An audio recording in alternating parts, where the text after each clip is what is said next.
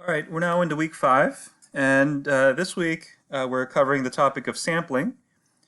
This lecture is also broken up into two parts. In the first part of this lecture, I'm going to go over some basic terminology related to the topic at hand of sampling, and then in the second part of this lecture, I'm going to present to you some actual techniques or strategies by which you can go about selecting your samples for your study. Okay, so let's get started. Just a quick definition first of sampling. So the idea behind sampling is that you have some population in mind. You have a listing of all the people in that population, and so you draw a subset from that larger population for the main purpose of trying to draw some conclusions or make some inferences about that larger population. Okay, and so the idea of sampling is that you pick a smaller group, essentially, stated differently, you pick a smaller group so that you can draw inferences, right? You can draw conclusions about the larger population from which that small group was drawn. Okay, so just a quick definition to start. More importantly is why we actually go about sampling. Let me say this, and this is important. Ideally, you don't want to sample at all. Okay, so if you potentially have access to every client at your agency. Let's say you're collecting secondhand data in the form of files at your agency, and so if they're keeping all the information about past clients in an Excel file, despite the pretty high numbers, presumably, right? You want to get a hold of that Excel file, whether it's 6,000 persons or 10,000 clients that the agency has served in the past. That's ideal. Okay, that's going to be ideal, but for most of us, we can't use all 6,000 people. We can't use all 10,000 people. We can't use all 7 billion people plus in the world. Even though we want to make a statement about all the people in the world, let's say we're trying to make a claim about Coke or Pepsi tasting better. I think I presented to you that idea before. Okay. There's no way to do that, and so that's why we engage in sampling. Okay. This is just a quick visual for those of you who are a little more visually oriented. This is just a quick visual about what sampling is. Essentially, you want to know how representative your sample is, right? You want to draw a sample that's in fact representative of the larger population. Okay. If your larger population or if your study population is that of the entire world, right? It's going to be hard to draw a representative sample, right? You're going to need to draw participants from every single continent. Okay, that's difficult. And so this is just showing by way of this picture. Assume that sampling. The analogy here is that sampling is like fishing or drawing fish from a pond, right? The fish that you do draw or the fish that you catch, you want to make sure that those fish are in fact representative or similar to the population from which it was drawn. So the key point here is that when you have a very heterogeneous population, in other words, if it's very dissimilar, if the larger population is very dissimilar, then it's more difficult to draw that representative population. Where you have a homogeneous population, everyone's the same race, everyone's the same gender, everyone's the same age. Certainly, anyone you draw from that population, if people look alike, if people talk alike, then that sample is more likely to be representative. Okay, so the basic idea being you want to make sure that your sample is in fact representative of the larger population or the pond from which your sample was drawn. Okay. Just some basic terms, additional terms: theoretical population, study population, sampling frame, and sample. Right, this is just kind of in logical order. First, we start with the notion of a theoretical population. This is the population to which you want to generalize, right? So you want to make a claim about Coke or Pepsi tasting better, and you want to say that it applies to all 7 billion plus people in the world, right? This might be the theoretical population. Okay. Your study population, though, is the population to which you actually have access. Okay, so let's say you're doing that Coke Pepsi study. You're certainly, I assume you're not going to have access to every single person or every single continent, right? And so the study population then is the population to which you have access. If you end up, calling people from all around the U.S., right? That would end up being your access population or study population. Okay, so those things are interchangeable. I think those terms, the study population, the access population. This is the people that we can actually reach for purposes of our study. Okay, we have a sampling frame, and by sampling frame, all this means is that when you draw a sample, one of the first things you have to do as a practical matter is basically make a list.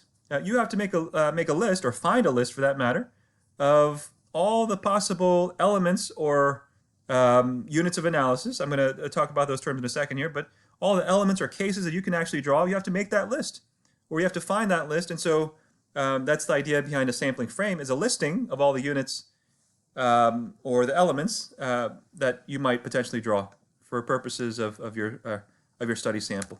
And then you actually have your sample, right? This is the actual subset of the larger population. Okay. I'm distinguishing between a couple terms here: elements versus units of analysis, right? We draw elements, or we draw units from the sampling frame. Okay.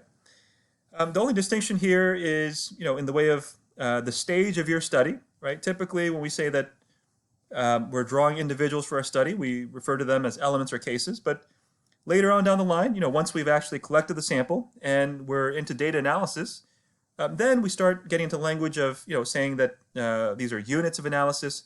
What's the level of analysis, right? And so units refer to those same elements at a later point, at a later stage, typically in your study. Okay.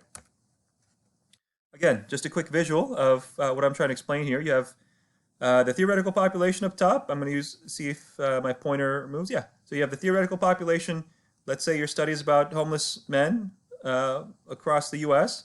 But most likely you're not going to be able to access, at least for purposes of your senior project, all the homeless men in the U.S. And so you have to think about your study population, right? Your actual study, your actual access population, and that might be homeless men in Chicago, right? And then you start thinking about a sampling frame. Where can I get a listing of homeless men? You probably can't. Okay, and so we'll talk about other strategies, how to get around that in a second here. But essentially, what you're looking for is that sampling frame from which you can actually draw your subset or your sample. Okay. A little more in the way of background and terminology. There are two sort of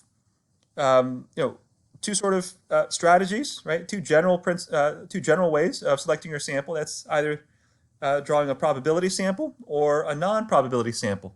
Okay. Once again, the two basic ways is to draw either a probability sample or a non-probability sample. And this is all very literal, right? So don't get overwhelmed by some of the technical terms here. But by a probability sample, literally, I'm saying you can actually. This is where you can actually determine the probability of selecting each element or case for your study. Okay, and so your non-probability sample then, right, is a sample that you draw where each of the elements you can't determine the probability of selecting each element or case for your study. Okay, so where you can or can't determine the probability, that's what distinguishes probability sampling from non-probability sampling. Okay. In the world of probability sampling, then you have a technique called random selection.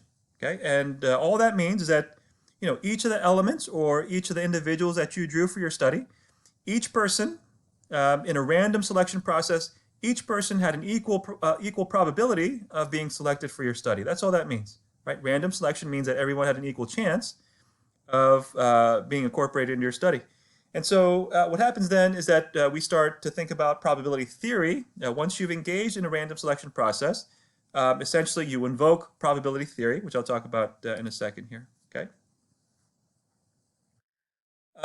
Essentially, the usefulness of probability theory, right, as we talk about it, I mean, I don't want to get too theoretical, right, but essentially what we're trying to determine is how representative our sample is of the larger population. Okay.